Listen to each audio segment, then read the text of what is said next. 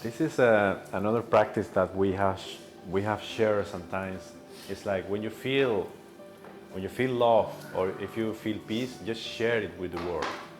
It's like I wish that everybody would feel the love I'm feeling right now or the joy I'm feeling right now and just spread it all over. Because when we share it, you get back twice as much, and the whole world will benefit from that.